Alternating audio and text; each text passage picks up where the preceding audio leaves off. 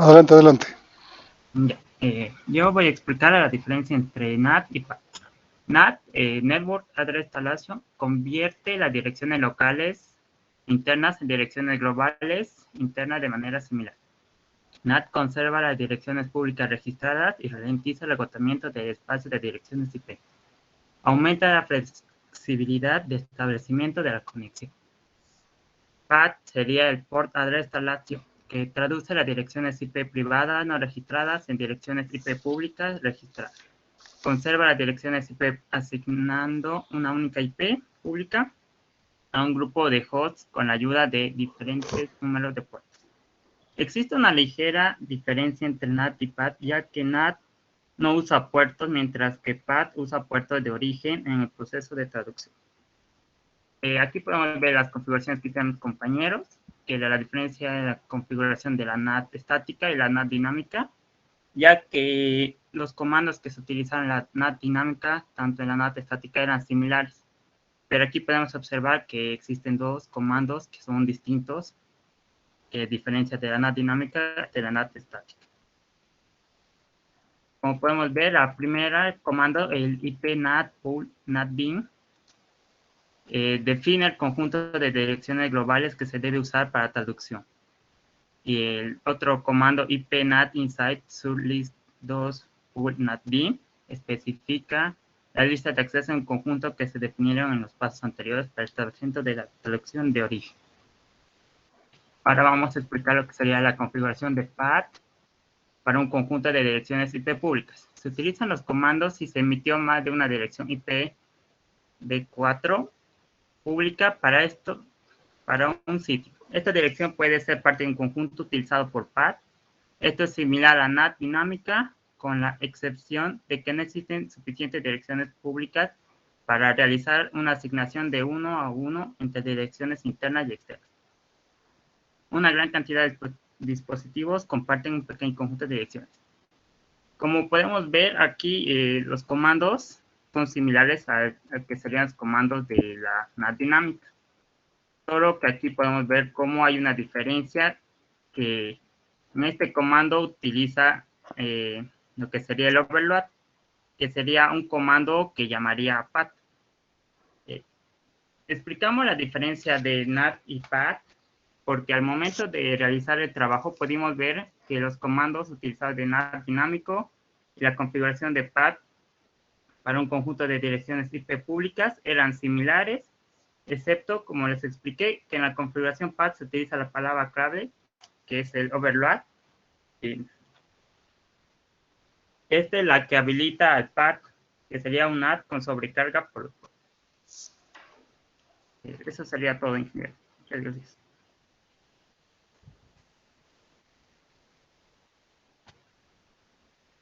Solo les faltaba la explicación de la demostración, nada más, ¿no? Sí. Ya. Grupo 12 ACL.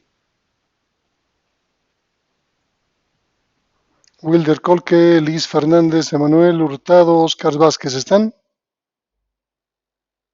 Sí, Inge. Adelante.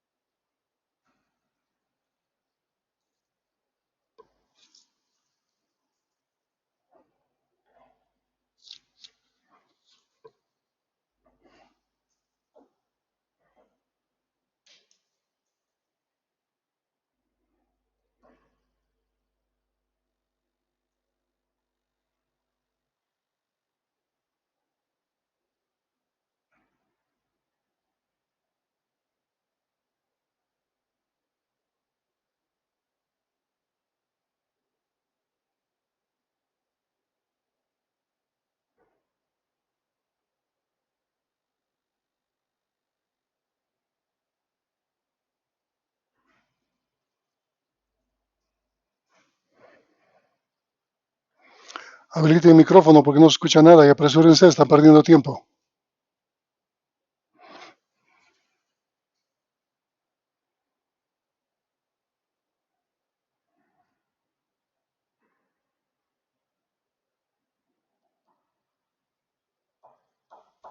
Emanuel, ¿puedes compartir?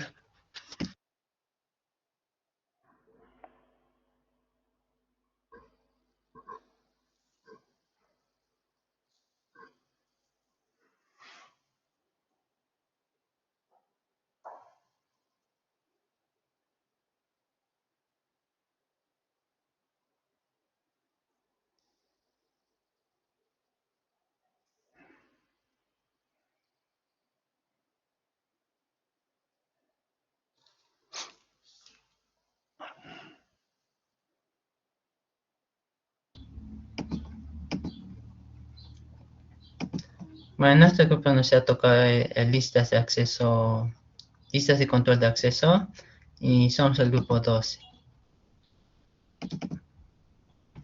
Ariana. Ahora un momentito. Ponle modo presentación para que se vea más grande. Eso para presentar. Ah.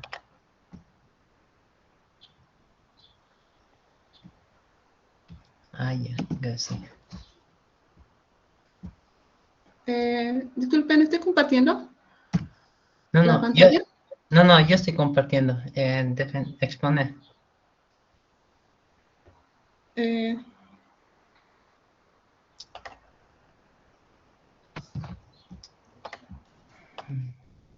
Okay.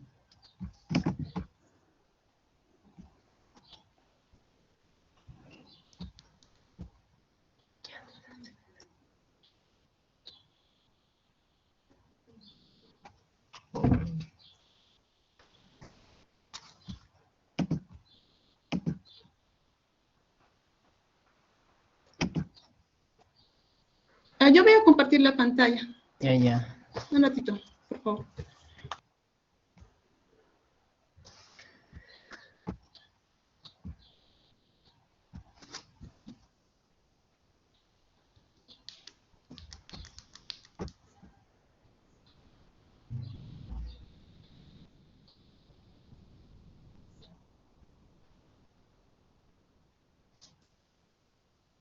No, Ariana, yo no. Yo voy a compartir mejor. Es que estamos perdiendo tiempo. No, compartir.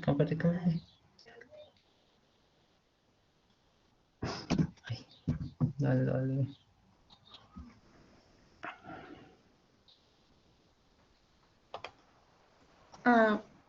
Ya, buenas tardes, ingeniero, y buenas tardes, compañeros.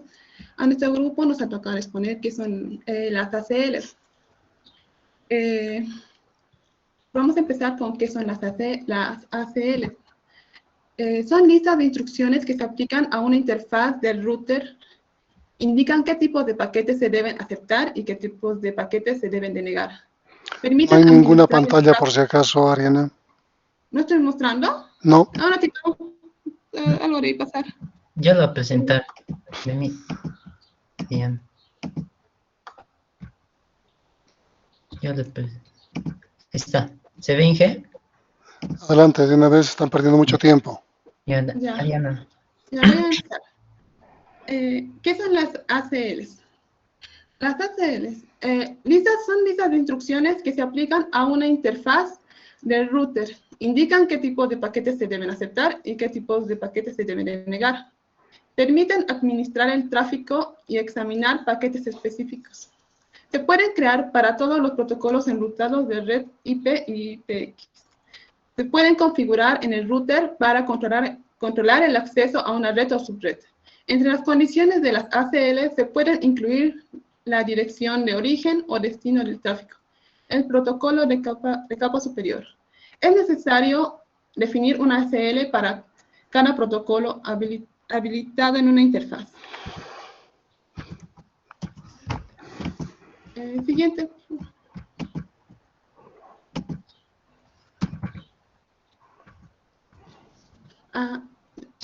Siguiente. Razones para el uso de la ACL. Limitar el trabajo de la red y mejorar el rendimiento de la red. Brindar el control de flujo de tráfico. Proporcionar un nivel básico de seguridad para el acceso de la red. Y se debe decidir qué tipo de tráfico se envían o bloquean en las interfaces del router. La siguiente. ACL estándar.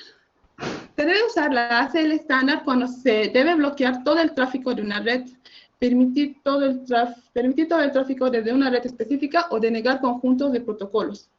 Las ACL estándar verifican la dirección origen de los paquetes que se deben enrutar. El resultado permite o deniega el resultado para todo un conjunto de protocolos, según las direcciones de red, subred y host. Por ejemplo, se verifican los paquetes que vienen en EO para establecer la dirección origen y protocolo. Si se permiten, los paquetes salen a través de SO que se agrupa en la ACL. Si no se permite, se descarta. Al siguiente, por favor. Vamos a ver los comandos básicos. Los parámetros. Access List Number, el número de una ACL. Este es un número decimal del 1 a 99 para una ACL IP estándar. DENI es lo que deniega el acceso si las condiciones concuerdan. Permite el acceso si las condiciones concuerdan. Y source, número de la red o del host desde el que se envía un paquete. Hay dos formas de especificar el origen. Utilizar una cantidad de 32 bits en un formato decimal de 4 partes separado por puntos. Se utiliza la palabra clave ANI como una abreviatura del origen y de la wildcard origen de 0.0.0.55. No. Source wildcard es opcional. Los bits wildcard para aplicar el origen. Hay dos formas de especificar el wildcard origen. Utilizar una cantidad de 32 bits en un formato decimal de 4 partes, separado por puntos. Coloca una de las posiciones de bits que se desea ignorar. Y se utiliza la palabra clave ANI como una abreviatura del origen y de la wildcard origen de 0.0.255.255.255.255. Y hace que se visualice en la consola un mensaje de conexión informativo acerca del paquete que se concuerda con la entrada que se debe enviar a la consola. El nivel de los mensajes conectados a la consola se controla con el comando login console. Siguiente, por favor. Y log, el mensaje incluye el número de la ACL, si el paquete fue permitido o denegado, la dirección origen y la cantidad de paquetes. El mensaje se genera para el primer paquete que concuerde y luego se intervalo de 5 minutos, incluyendo la cantidad de paquetes permitidos o denegados en el intervalo de 5 minutos anterior. Access List Number indica el número de las ACLs que se debe enlazar con esta interfaz, y in y out. Selecciona si la ACL se aplica sobre la interfaz para paquetes de entrada o de salida. Si no se especifica si es de entrada o de salida, la opción por defecto está afuera. A continuación voy a hacer una presentación en Packet Tracer. Voy a compartir la pantalla. Ya.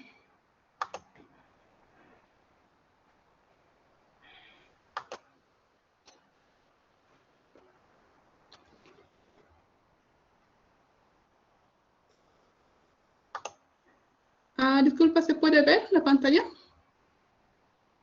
Sí, se ve. Ya. Aquí ya tenemos una topología ya hecha. De aquí vamos a ver de que está funcionando todo bien. Vamos a enviar un mensaje de la PC0. Como vemos, está todo bien y vamos a enviar un mensaje de la PC1. Y está todo bien, está bien. Ahora vamos a hacer que la PC0 vamos a hacer que la PC0 permita el tráfico por aquí y de la PC1 vamos a denegar el tráfico. Vamos a entrar al router para hacer eso. Necesitamos las direcciones IP de ambos, de PC0 y PC1. Entramos a client y aquí empezamos a hacer en router.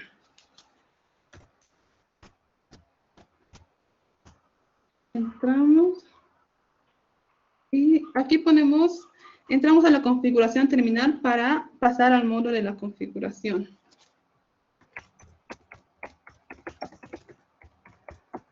Configura terminal. Luego vamos a crear una lista de acceso. Para eso vamos a utilizar una access list.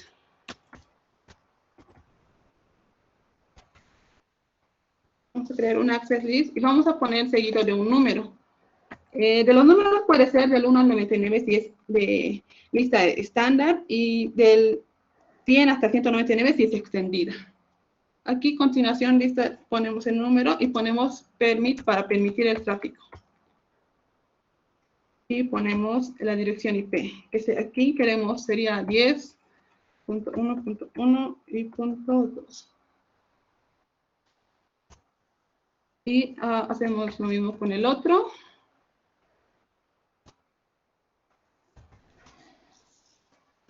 Solo que aquí vamos a denegar el tráfico para la IP 10.1.1.3.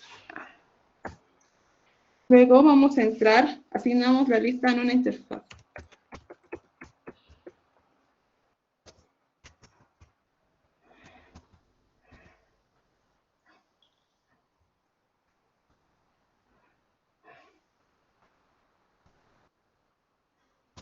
Ya. Y ponemos IP access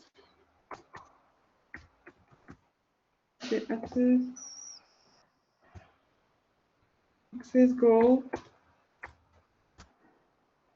1 y ya hemos terminado de hacer, ahora nos salimos directamente. Ya vemos que está todo bien, ahora vamos a hacer la prueba. Esto tiene que permitir el tráfico normal. Y como podemos ver aquí, está todo bien. En esto tiene que denegar el tráfico. Y como vemos aquí, está fallando porque le hemos puesto que deniegue el tráfico de esta red, que no pueda salir. Y esa sería. Gracias.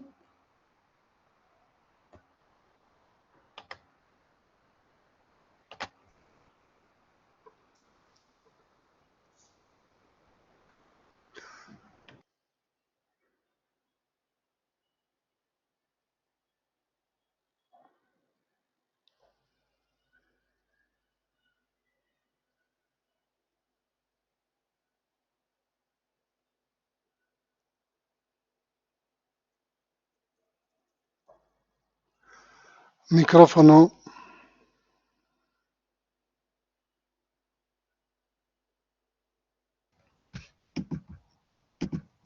ACL nombrada, la ventaja que ofrece es identificar la ACL con nombre alfanumérico. No limita el número de la ACL nombrada. Las ACLs tienen la capacidad de modificar sin tener que eliminarlas y luego de configurarlas. En sí, aquí es más una imagen donde, bueno, cómo funciona el costo de la ACL. Primero, la ACL siempre va a mirar la dirección de la IP origen. Y segundo, siempre vamos a ver dónde lo ubicaremos más cerca del destino. En este caso, toda esta red de la empresa A siempre va a ver, va a mirar la IP de origen, es PC3. Y dónde lo vamos a ubicar más cerca del destino. En este caso, aquí. O no, aquí.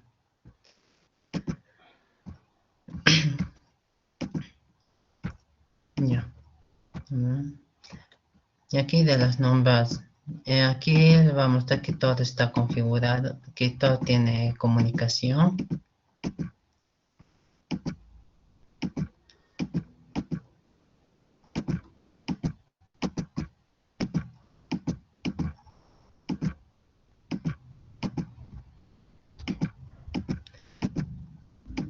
La nombrada es igual que casi similar que la estándar numérica. En este caso va a tomar desde el router del medio. En este caso lo es que se va a aplicar en forma de texto. Terminable, terminal. Y access.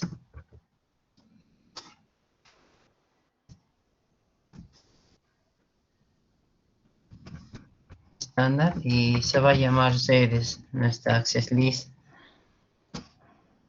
Y directamente voy a ver, toda esta red es lo que voy a denegar el acceso a esta red 30, 10 al 30. Va a denegar, primero se aplica la acción y la IP.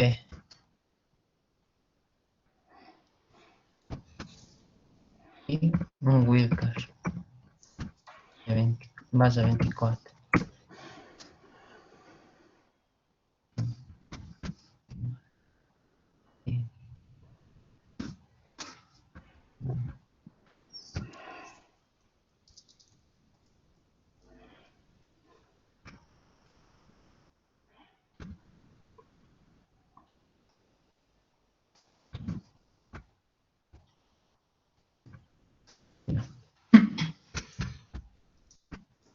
Ahora, aquí voy a permitir esta PC que tenga acceso a esta red.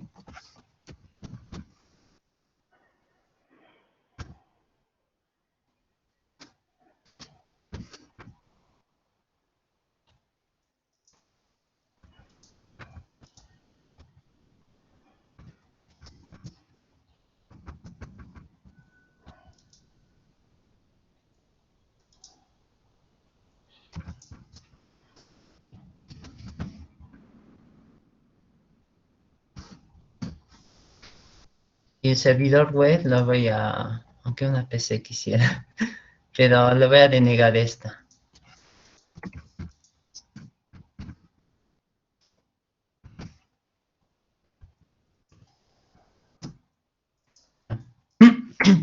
Ahora, ¿dónde lo voy a ubicar? Justo en este punto.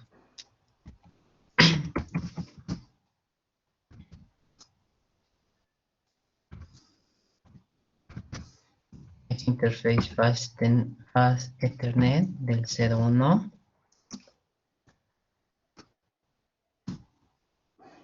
Y IP Access Group. Estoy activando el punto de redes. Y es en forma de salida.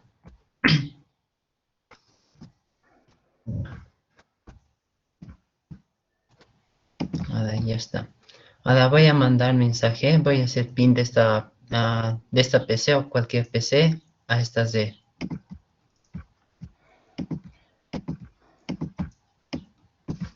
Y me tiene que denegar el tráfico.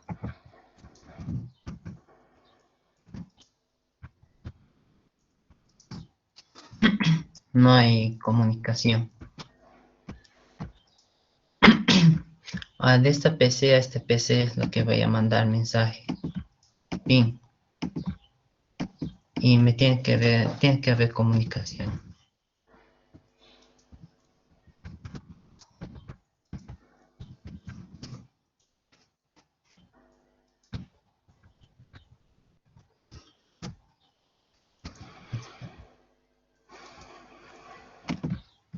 Del servidor, lo mismo voy a mandar. Pero no tiene que haber comunicación. Lo he denegado también.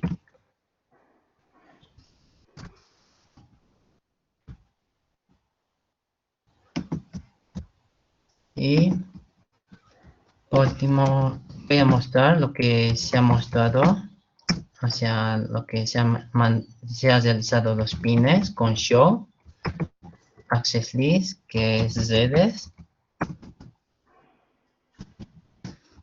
Y vamos a mostrar donde ese IP se ha enviado 4 veces, pero se está denegando. Y el otro PC se ha enviado, pero ha permitido el acceso a esta red. Y el otro, el servidor web, lo he denegado y 4 veces ha enviado. Y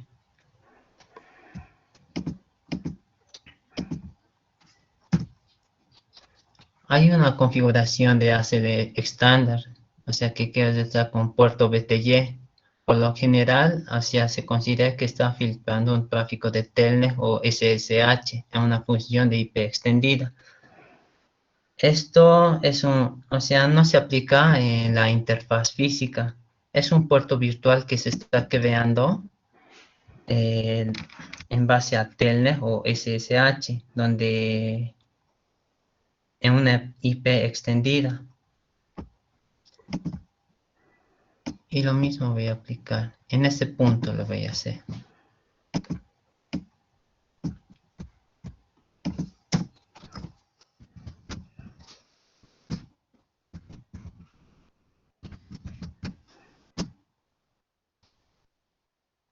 Y voy a colocar en modo configuración de BTY.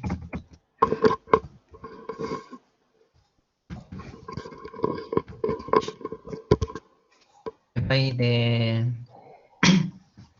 con un valor de 0 al 5.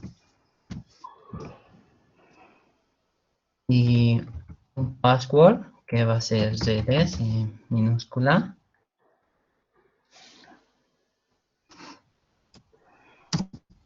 Y un login para habilitar la contraseña de seguridad de la sesión BTY. Ahora doy exe. Voy a crear una access list. Va a ser 5, donde esta Z va a permitir acceso a esta Z. Y esta no va a tener acceso a esta Z.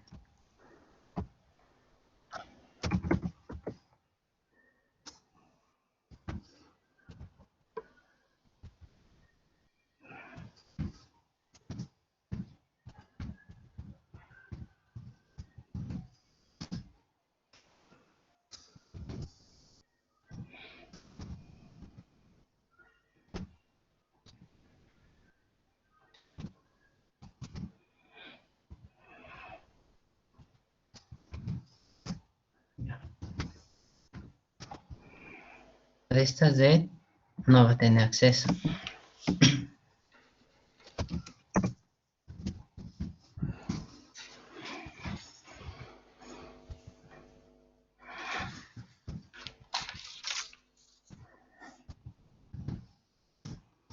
Ya. Ahora voy a entrar lo que es línea del BTY de 0 a 5.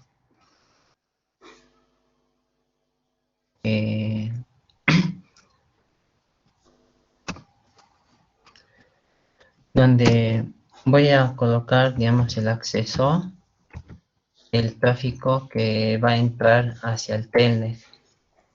En este caso es access class y este es 5.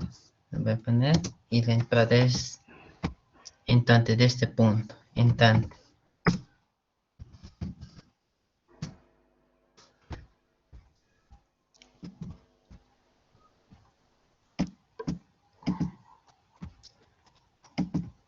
A esta PC me tendría que botar denegar.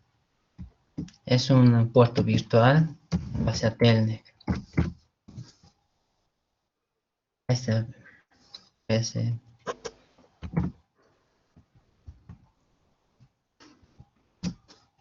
Y vamos a tener conexión. Y ahora voy a hacer que esa conexión.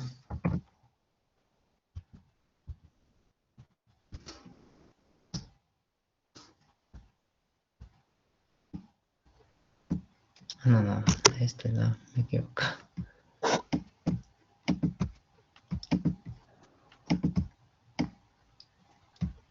Sí, ahí.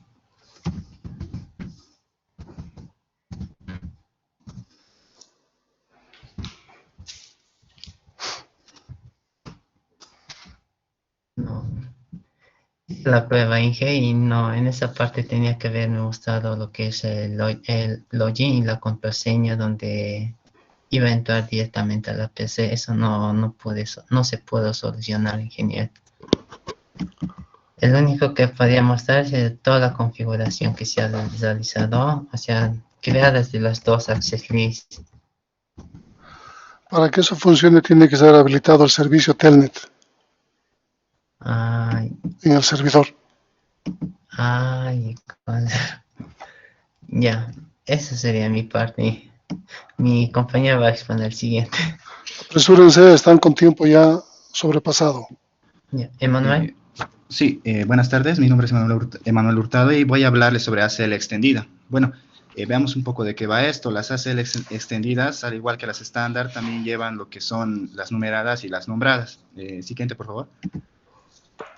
Bueno, a diferencia de la estándar, las extendidas se podría decir que son algo más potentes porque te permite especificar el IP de origen, el IP destino y el puerto además, ¿no? Entre otras, también el protocolo con el que se va a trabajar. Para los pasos para configurar esta ACL extendida, podemos aplicar estos tres siguientes pasos. La primera sería crear la ACL o activar, ¿no?, la lista. El segundo es aplicar esta ACL a una interfaz faz Ethernet, donde va a trabajar la lista para controlar el tráfico. Y como tercer paso, podríamos verificar su funcionamiento para ver si en verdad está filtrando los paquetes que hemos determinado de un origen a un destino. Siguiente, por favor.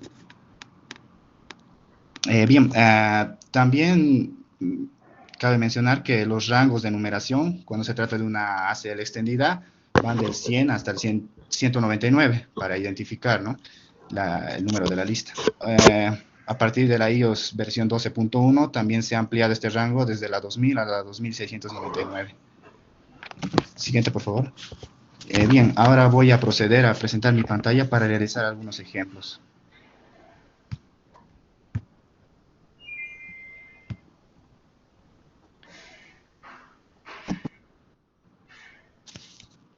Bien.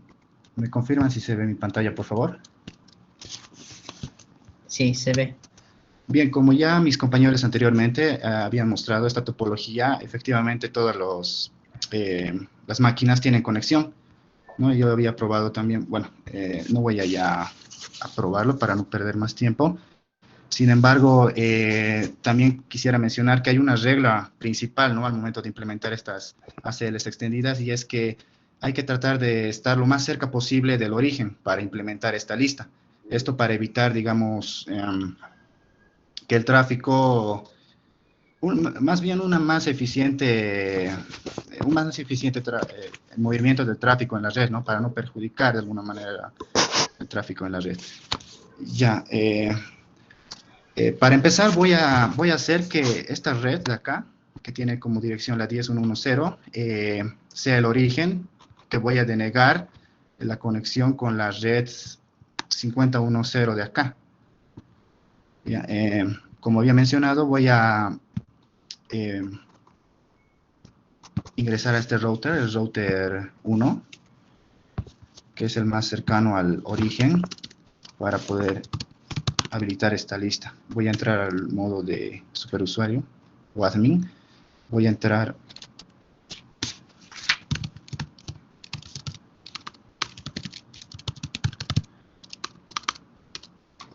perdón. Ya, configuración global. Y es acá donde tenemos que crear o habilitar lo que es la lista, ¿no? Aplicamos el siguiente código, access list, para iniciar la lista, y voy a comenzar por una numerada. Entonces, como había mencionado, van del rango del 100 al 199. Perdón. Y voy a nombrar, por ejemplo, la lista número 102. Este va a ser el número de identificación de esta lista. A continuación voy a definir la regla o el comando con el que voy a trabajar, que va a ser denegar. Lo que me interesa es denegar, que en este caso la red 10.1.1.0, no hay que olvidar el wildcard.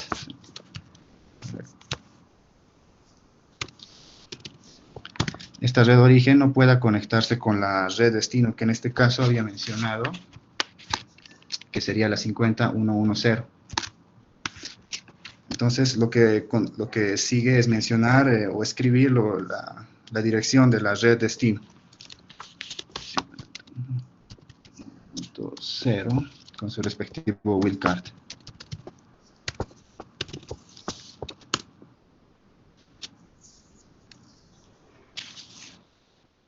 Perdón.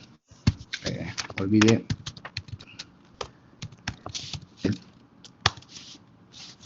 otra vez. Tuve un error al momento de ejecutar el comando. Mencionar el protocolo IP. Ahora sí, la red de origen 10. Seguridad. 155 a la red destino, que sería la 50.1.0 y su ubicar 255. Bien, ya tenemos la primera instrucción de esta lista. Es importante también mencionarles que al momento de habilitar una access list, implícitamente, por defecto se podría decir, hay una regla que aunque nosotros no la mencionamos acá, porque esto se puede decir que son reglas que estamos definiendo de esta lista, que se van a cumplir. Entonces hay una regla implícita que deniega luego las demás conexiones. Entonces, para evitar que esto pase, bueno, sí, de alguna manera evitar que esto pase, es bueno también indicarle a esta access list 102. Aquí un error, ya. Perdón. Se me fue aquí el teclado. Ya. Access 2. Decirle que dado que no se cumpla esta primera instrucción, la que está arriba, permita las demás, que sí permita las demás, ¿no? Entonces usamos el comando permit para permitir el protocolo IP y las palabras o los comandos clave any, o sea, de cualquier destino a cualquier origen. Con esto ya tendríamos lista la lista, valga la redundancia. Ya estaría listo. Entonces lo que vamos a hacer ahora es ubicarnos dónde lo vamos a poner a trabajar a esta lista. Yo ya había estado, digamos, viendo las conexiones acá de los interfaces con el comando iproute. Y bueno, la red 10.1.1.0, que es la origen que me interesa filtrar, sus paquetes, está conectada a la fase Ethernet 00, como se ve acá. Entonces voy a dirigirme a esa interfaz.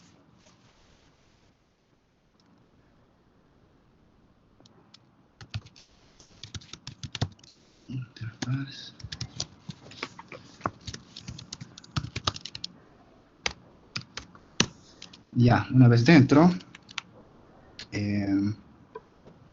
voy a poner acá a trabajar la lista que habíamos configurado previamente con el comando IP access group. El número de identificación es el 102 de esta lista. Y le indicamos además el sentido en el que va a trabajar. En este caso, que al momento de que entre los paquetes de esta lista, que al momento de que entren los paquetes, empieza a trabajar la lista. Para eso es que usamos esta instrucción in. Una vez hecho esto, le damos intro y ya debería estar trabajando la lista. Vamos a ponernos a ver si es así. Habíamos dicho que de la red 110 a la red 51.1.0. Voy a entonces entrar, por ejemplo, a la máquina PC0 para mandar un ping. Un ping hacia la dirección 51.1.0.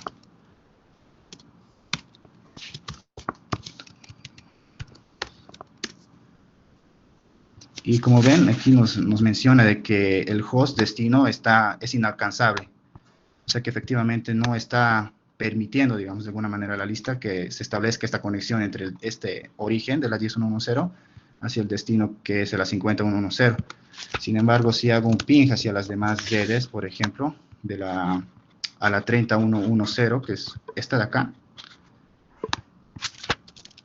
debería permitir el tráfico de los datos 30.1.1.0. Y sí, como pueden ver, el resultado dice que efectivamente se han recibido 4 paquetes. En total, ningún paquete se ha perdido. O sea que en realidad sí está funcionando la lista. Está filtrando, cosa de que de esta red no pueda conectarse a esta red, pero sí con las demás redes, por decir. Ahora, como les había mencionado anteriormente, estas listas extendidas son un poco más potentes porque permiten especificar más, tal vez, el nivel de filtrado que se quiere hacer. Primeramente, No, ya es tiempo, se han extendido de sobremanera con el tiempo, por favor. El grupo 7 de HCP del grupo 2, Jessica Borda, César Canasa, Eileen Melías y Johnny Herbas. ¿Están? Sí, Inge, buenas tardes. Ahora voy a Adelante. compartir Ok. pantalla.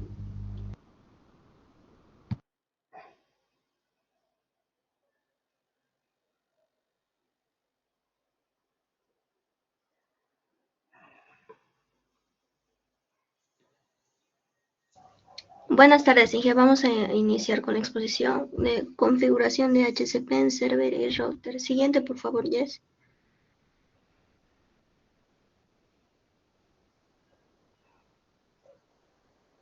¿Qué es DHCP? El protocolo de configuración dinámica de host DHCP es un protocolo cliente-servidor que proporciona automáticamente un host de protocolo de Internet con su dirección IP y otra información de configuración relacionada, como la máscara subred y la puerta de enlace predeterminada. Siguiente.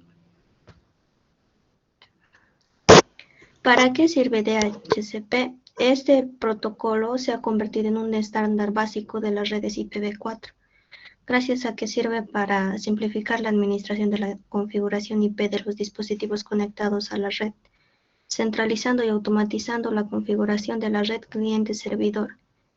También proporciona dirección IP a cada uno de los dispositivos conectados a la red, los cuales podrán ser manipulados y sobrescritos por los clientes. Evita conflictos en la asignación y reasignación de las direcciones IP entre los clientes, concediendo direcciones IP por un determinado periodo. Impide por medio de la asignación manual que clientes no identificados se conecten a la red. Siguiente. Tipos de asignaciones. La asignación automática. El servidor DHCP asigna permanentemente direcciones IP a los clientes de la red. El servidor DHCP puede asignar a un cliente particular la misma dirección IP que anteriormente había recibido. Siguiente. Asignación dinámica. Un administrador de red debe reservar un conjunto de direcciones IP, las cuales van a ser demandadas por los clientes. Durante el proceso de inicialización a la red, posteriormente va a suceder un proceso de solicitud de concesión en la que cada dirección IP es asignada por un determinado intervalo de tiempo, para que así se recupere por el servidor y sea reasignada a otros clientes. Siguiente. Asignación manual. Esta asignación consiste en la asignación selectiva de direcciones IP, por lo que el servidor DHCP identifica a los clientes de la red por medio de su dirección MAC, según las condiciones establecidas por el administrador de red. Mediante este modo es posible controlar la asignación de direcciones IP a cada cliente, impidiendo que se conecten clientes no identificados. Siguiente. Funcionamiento DHCP. Este protocolo funciona sobre un servidor central que asigna direcciones IP a otros dispositivos de red. Puede facilitar información mediante una red de área local o a través de varias redes de área local virtuales. Su funcionamiento se basa en una arquitectura cliente-servidor. Estas tendrán que comunicarse para que DHCP pueda ofrecer información a los diferentes clientes que se encuentran conectados.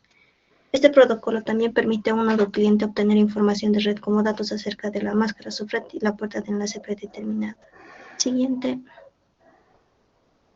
DHCP también cumple con la función de otorgarle al cliente información al respecto de ciertos parámetros de configuración opcionales y adaptables, como el nombre DNS, servidores DNS primario y secundario, servidores NTP, servidores TFTP, servidor y dominio NIS, MTU o unidad de transferencia máxima para la interfaz, y servidores WINS para Windows.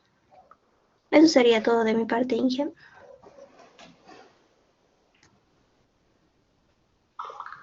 Bueno, buenas tardes, ingeniero. Continuando vamos a pasar a la demostración práctica de configuración del primer router en nuestra topología de red. Vamos a activarlo con el comando enable, Jessica, por favor.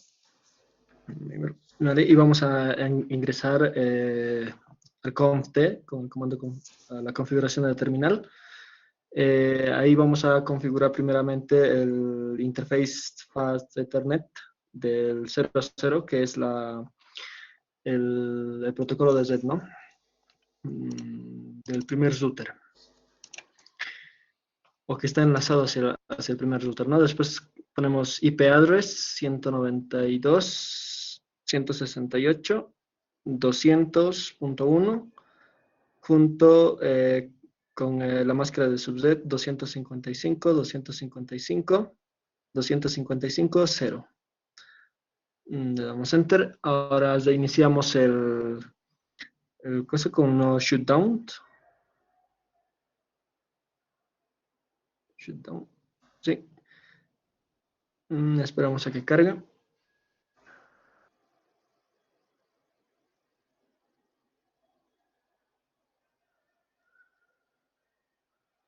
Vale. Ahora nos salimos de esta configuración. Exit. Con el comando exit. Y ahora vamos a configurar el serial, que es la configuración entre ambos routers.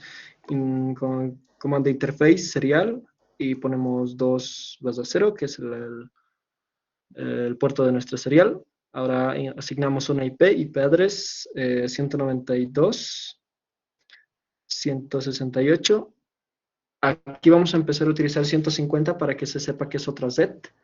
Punto 1, con la máscara de subnet la misma de arriba. Listo. Ahora reiniciamos el router, no shutdown.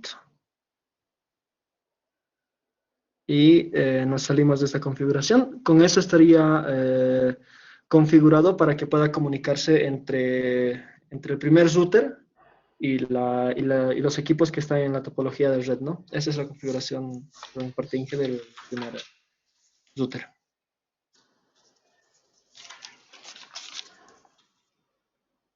Buenas tardes, ingeniero. Continuamos con la configuración del router 2, que en este caso sería el 1, ¿no? Ponemos enable, conft, interface, serial 2/0. Le vamos a dar un IP address a 192.168.150.2 y 255.255.255.0 y enter. Y nos salimos a no shutdown.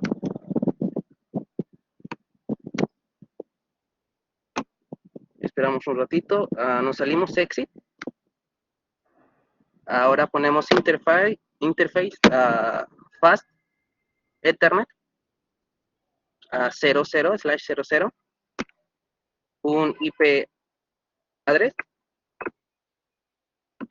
que va a ser 192.168.100.1 a 255.255.255.0 y enter. Y no salimos, no shutdown. Eso sería por mi parte, ingeniero. Mi compañera va a proceder a lo demás.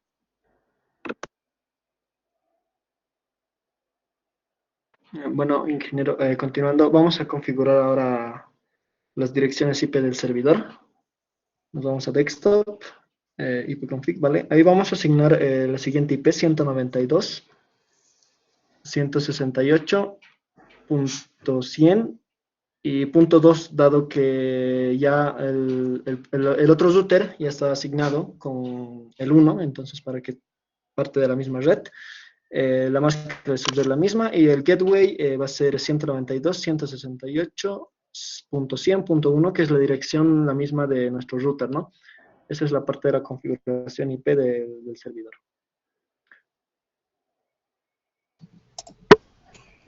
Continuando, como ya podemos ver, el servidor ya estaría conectado con el router. ya se envían mensajes y los routers estarían conectados entre sí. Continuando, vamos a hacer la configuración para que las PCs puedan estar conectadas con el servidor, ya que el servidor es quien les va a asignar las direcciones de DHCP. Para eso vamos a utilizar RIP. Vamos a configurar el router.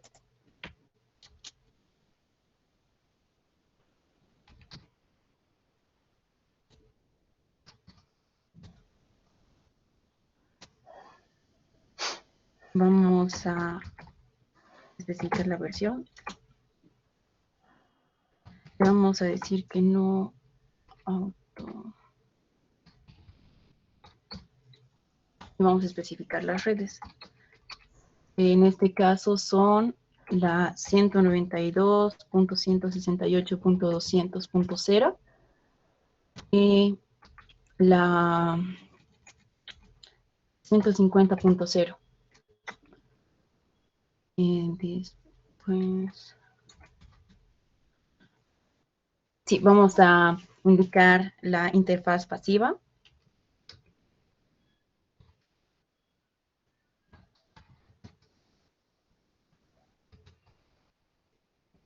De 0.0. Vamos a hacer lo mismo con el router 1.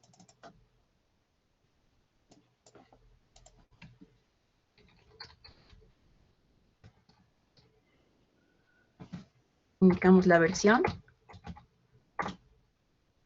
Y también vamos a decir que no.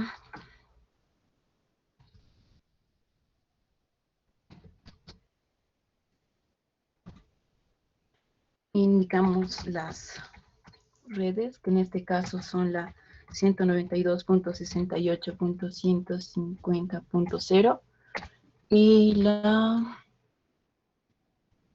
100.0.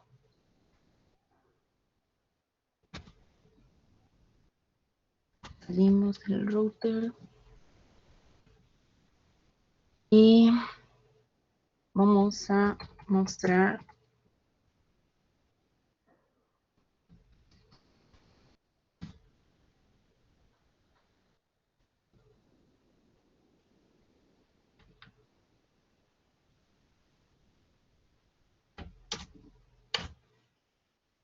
como podemos ver, aquí están las redes a las que está conectada. Y el router 0 igual puede hacer lo mismo. También tendría que mostrarnos.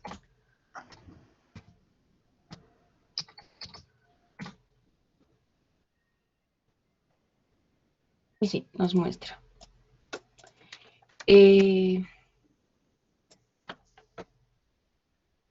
Después tenemos para que la PC se pueda conectar al servidor en DHCP, vamos a habilitar este servicio. En servicios, vamos a habilitarlo. Vamos a crear otro. No vamos a utilizar este por defecto. Vamos a crear otro, lo vamos a llamar server pool 200. Le vamos a dar de 192.168.100.2 y va a ser el DNS, bueno, 0 por defecto. Lo vamos a mantener así. Vamos a modificar esto que sea desde el 200.2. La máscara va a ser la misma, van a ser solo unas 10 máquinas y la vamos a agregar. Ya está activado el servicio. Entonces, para que el router no descarte los paquetes de DHCP, se utiliza otro comando.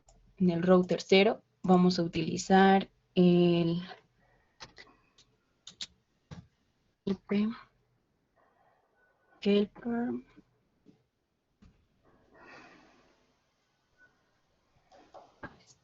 y le vamos a mandar el IP del servidor.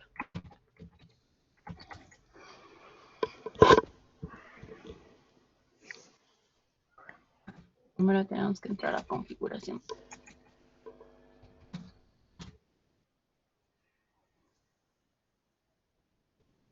Ya la interfaz.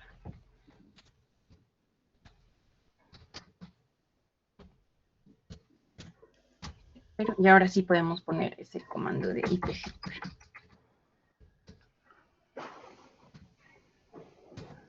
192.168.100.2. Ahora vamos a ver la asignación con una simulación. Vamos a ver la asignación de la PC0.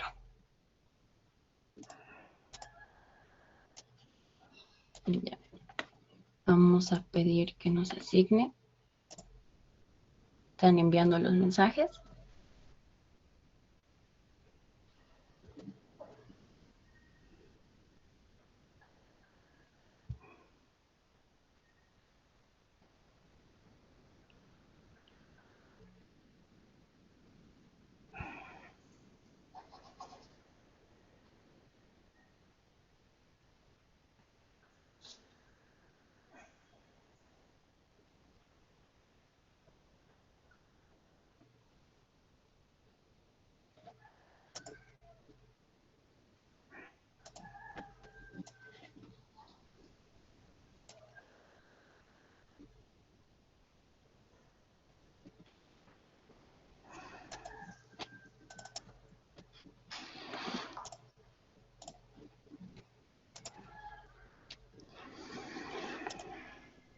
Vamos a pausar.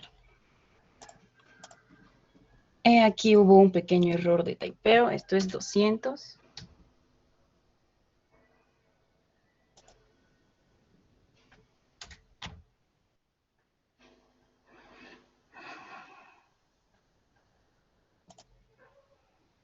Vamos a guardar. Ya, lo volveremos a probar.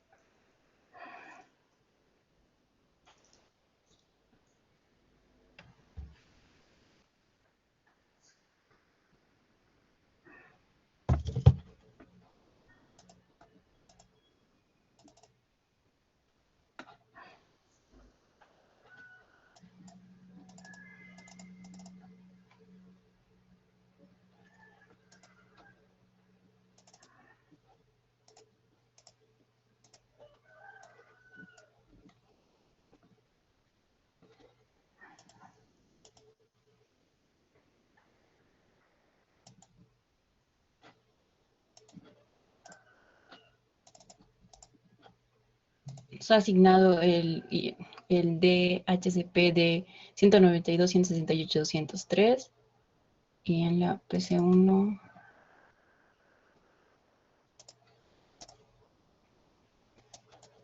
estoy en error. Vamos a bueno, nos asigna el 202.2, ahora nos asigna el 200.4. En la PC1 vamos a volver a solicitar. Y ahora sí está funcionando. Nos asigna el 192.168.200.5.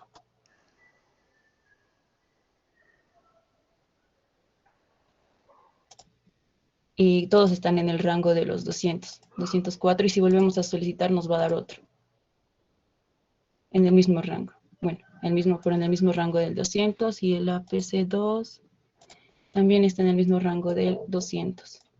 192.168, 200.3. Eso sería todo por nuestra parte, ingeniero. Ok, gracias. Grupos que estaban pendientes, retrasados. ¿Qué grupos son? Grupo 13, ¿De qué grupo? 1. 13. Guadalupe, Silvia, Jocelyn y Luis Miguel. Sí, Jocelyn Piñarrieta ha abandonado la materia. Ok. Entonces, los otros 3. Adelante.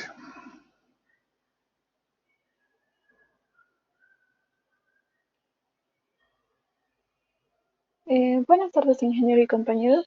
Hoy vamos a exponer sobre qué es el protocolo de enrutamiento dinámico RIP y OSPF. Siguiente, por favor. RIP. ¿Qué es el protocolo RIP? Es un protocolo de enrutamiento creado en 1982 y emplea el algoritmo de vector distancia que se utiliza para el conteo de saltos y como su métrica principal. RIP define como los routers que deben compartir información cuando se mueven en el tráfico entre un grupo de interconectado de redes, ya sea de un área local LAN o de una WAN privada. Siguiente, por favor. Algunas versiones del protocolo RIP son la versión 1, que no soporta subredes CIDR, que es un estándar para la interpretación de direcciones IP y tampoco incluye ningún mecanismo de autentificación de los mensajes, que a comparación de RIP versión 2 soporta subredes CIDR BLSM y también soporta la autentificación utilizando algunos de los siguientes mecanismos como no autentificación, autentificación mediante contraseña codificada mediante MD5, que fue desarrollado por Ronald Rivers. Algunas de las características de RIP es que es un protocolo de enrutamiento por vector distancia, lo que quiere decir que busca el camino más corto entre ya sean 12 switches o un switch, un dispositivo, una computadora, etc., ¿no? Bueno, RIP utiliza el conteo de saltos como su única métrica para la selección de rutas, y las rutas publicadas son el conteo de saltos, que como máximo hace 15 saltos, y que se transmiten los mensajes cada 30 segundos.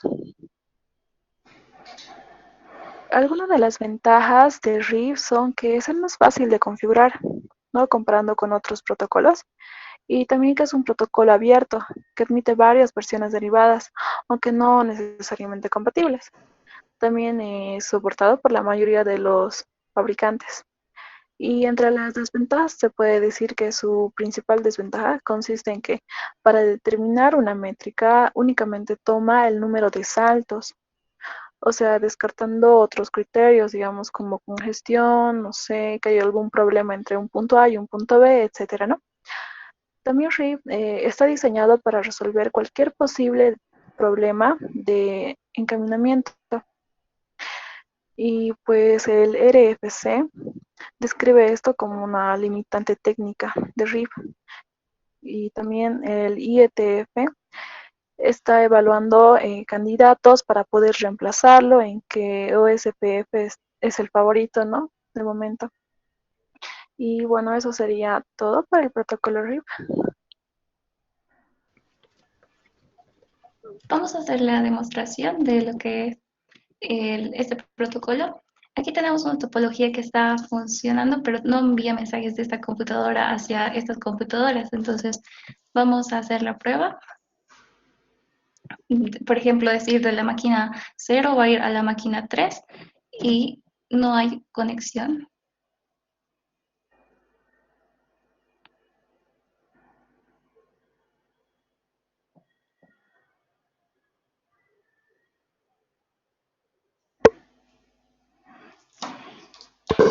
Es decir, debería salir que no hay conexión, está cargando todavía, pero no está funcionando.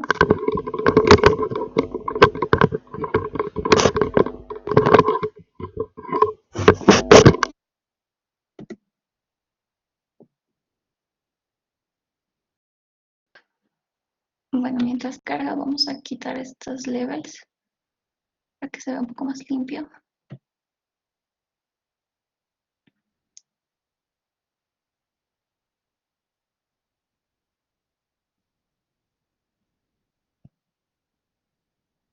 Qué raro.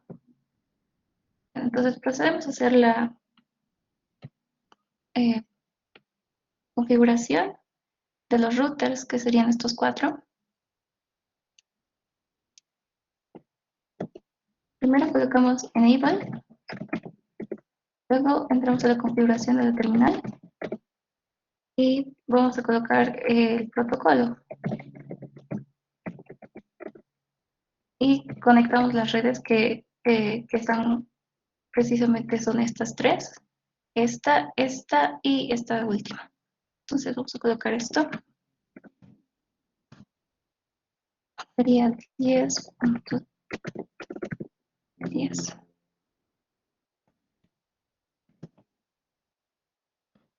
El siguiente sería 20 y el otro sería 50.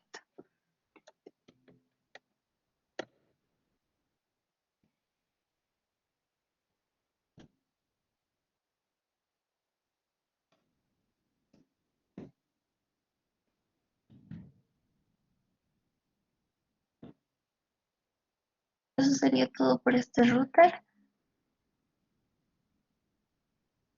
Ok. Y vamos a hacer lo mismo con los demás.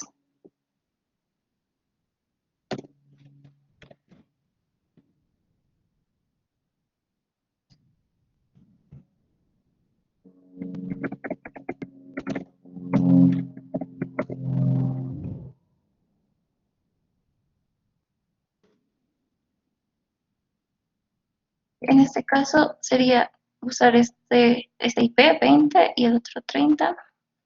Ok.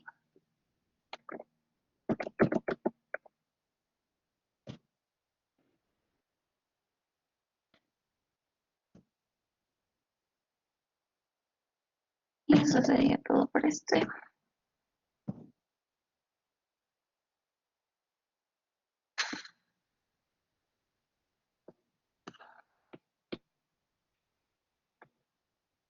Igualmente.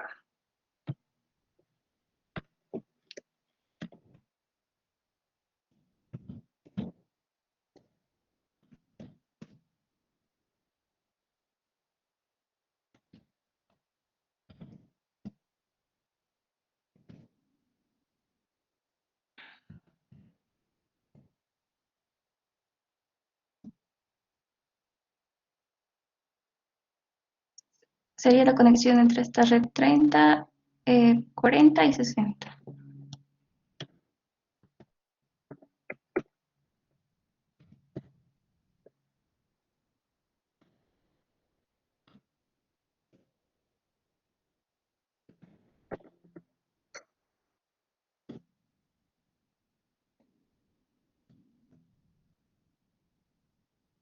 Último, esta red, que sería 50 y 60.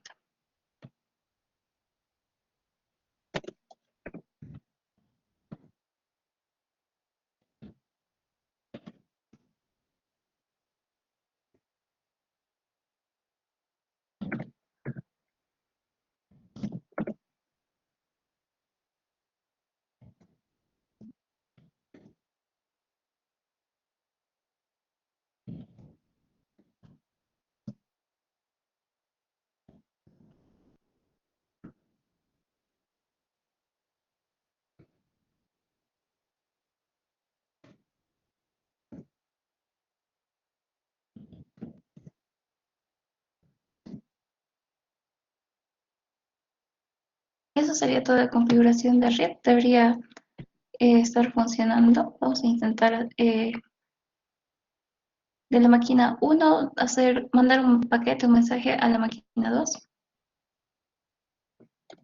Vamos a hacer un ping.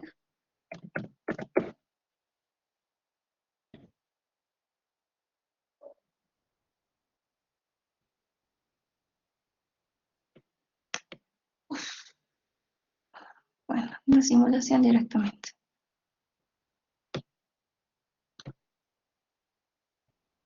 mandamos de máquina 1 a la máquina 2 y debería enviarlo.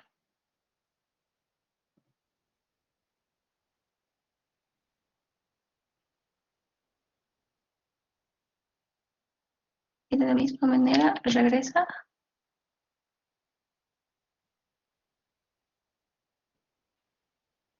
Eso sería, continuamos con la SPF.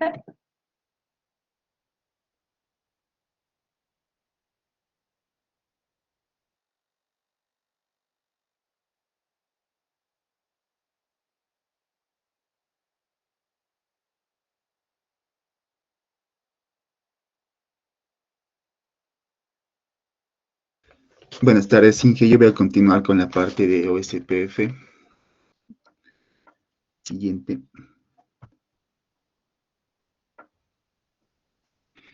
¿Qué es OSPF? Como se diría, es el primer camino más corto. Es un protocolo de direccionamiento de tipo enlace-estado desarrollado por las redes IP y basado en algoritmo de primera vía más corta.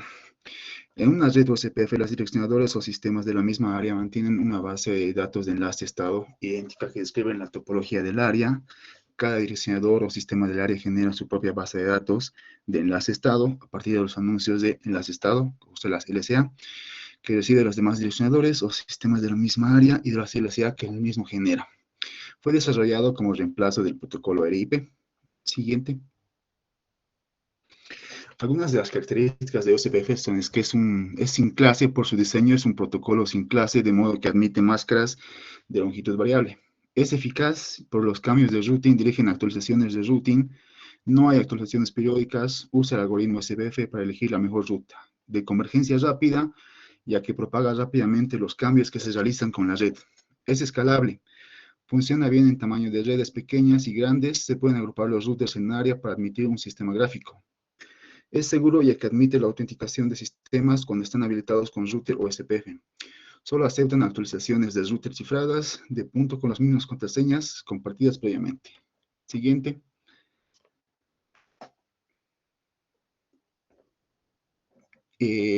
OSPF crea y mantiene 3 bases de datos. La base de datos de adyacencia que crea las tablas de vecinos, la base de datos de estado de enlace crea la tabla de topología y la base de estados de reenvío que crea la tabla routing. Siguiente.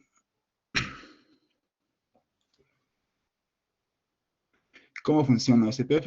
Los protocolos de estado de enlace crean rutas IP con un par de pasos importantes. Primero, todos los routers juntos construyen una información sobre la red, routers, enlaces, direcciones IP, informaciones de estado, etc. Luego, los routers inundan de la red de información, así que todos los routers conocen la misma información. En este punto, cada router puede calcular las rutas a todas las subredes, pero desde la perspectiva de cada router. Intenta crear adyacencia con todos los vecinos, intercambiar información de routing y calcular la mejor ruta. Siguiente.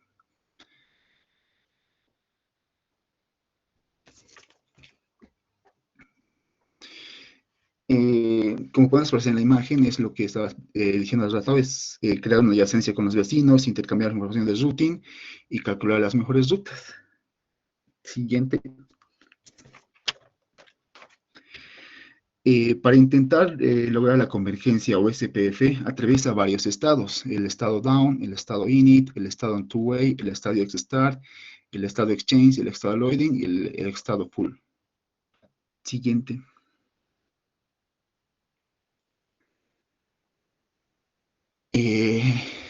La comunicación para qué hace con los vecinos es envían actualizaciones desencadenadas solo cuando se haya producido un cambio de red, envían actualizaciones periódicas conocidas como actualizaciones de estado de enlace, usan un mecanismo llamado Hello para determinar las posibilidades de comunicarse con los vecinos, paquetes Hello multicast pueden realizar un seguimiento de estado de los routers vecinos. Siguiente.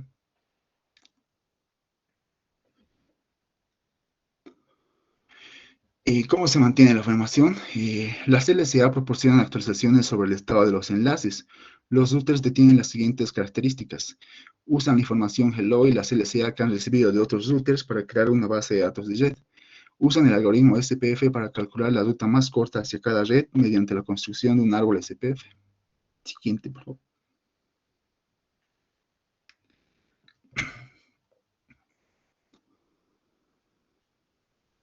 Ventajas de OSPF. Las ventajas principales de OSPF son las siguientes. En comparación con los protocolos de direccionamiento distancia vector, como el protocolo de información de direccionamiento RIB, OSPF es más adecuado para servir entre redes heterogéneas de gran tamaño. Puede recalcular las rutas en muy poco tiempo cuando cambie la topología de la red. Puede dividir un sistema autónomo en áreas y mantenerlas separadas para disimular el tráfico de direccionamiento de OSPF y el tamaño de la base de datos de enlace estado de cada área. Proporciona un direccionamiento multivía de coste equivalente. Se pueden añadir rutas duplicadas a la pila TCP utilizando saltos distintos. Esa sería mi parte.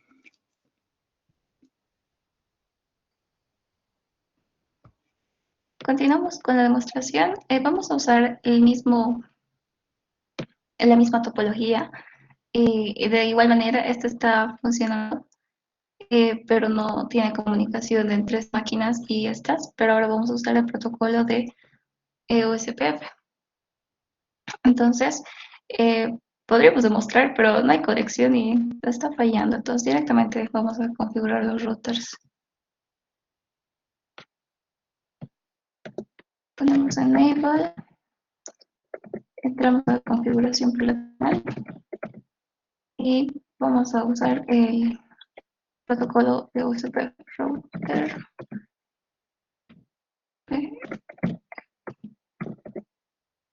Y vamos a ver las redes que se conectan o queremos que se conecten, que serían estas tres para este router.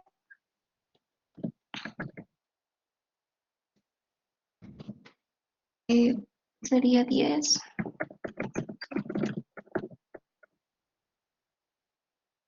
Usamos un wildcard que es 0.0.0.255 y está en el área 0. Y hacemos lo mismo para los otros dos.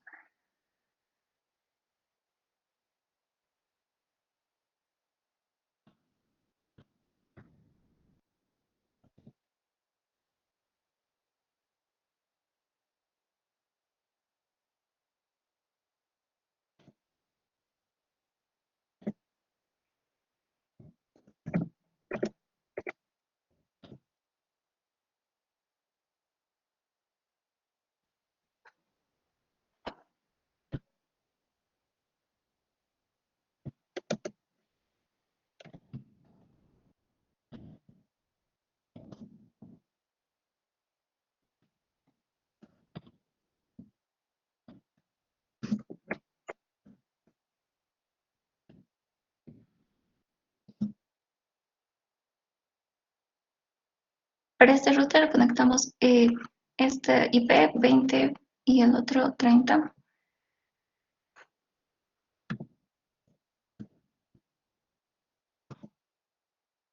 Vamos a wildcard del área 0.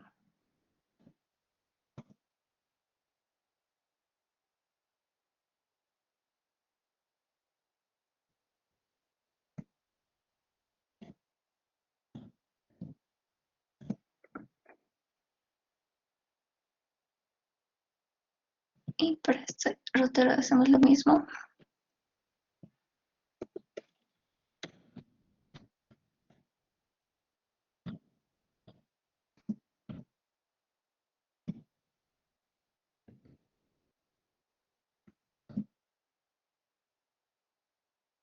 Y usaríamos las IPs de 30, 40 y 60.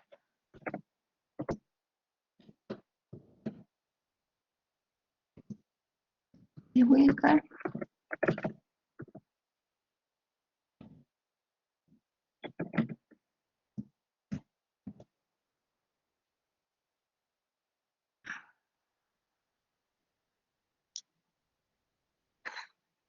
No he colocado el protocolo.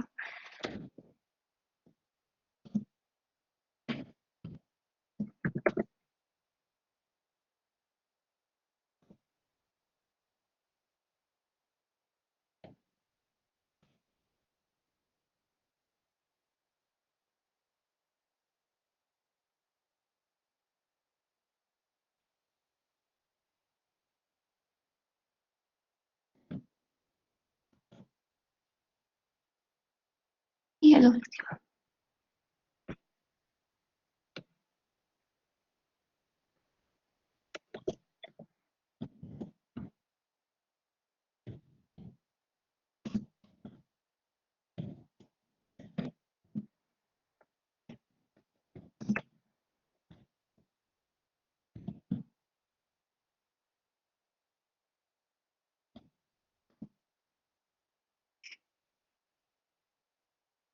Este sería 50 y el 60.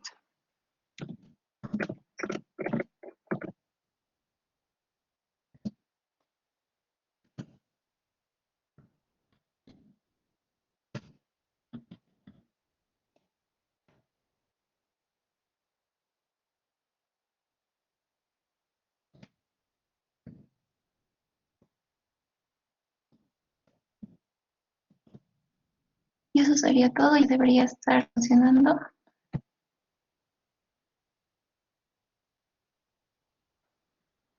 Vamos a decir que envío un paquete o un mensaje a la máquina 3. Sería 40.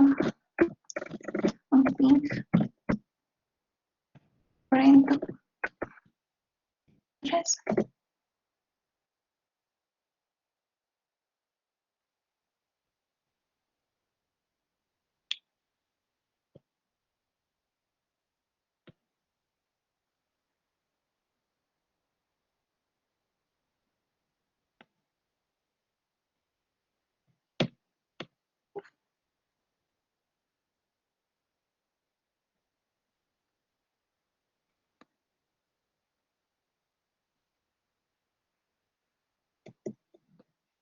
Estaba tardando como en el anterior caso, pero igual aquí se muestra que de todas maneras hubo conexión, que aquí se han enviado 4 paquetes, se ha recibido 3, y si volvemos a correr el mismo comando, entonces ahora sí nos va a aparecer que se envían 4 y reciben 4.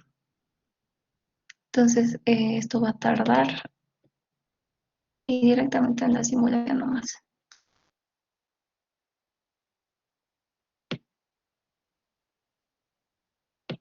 Vamos a mandar un mensaje, digamos, del 2 hacia el 1 y envía mensaje.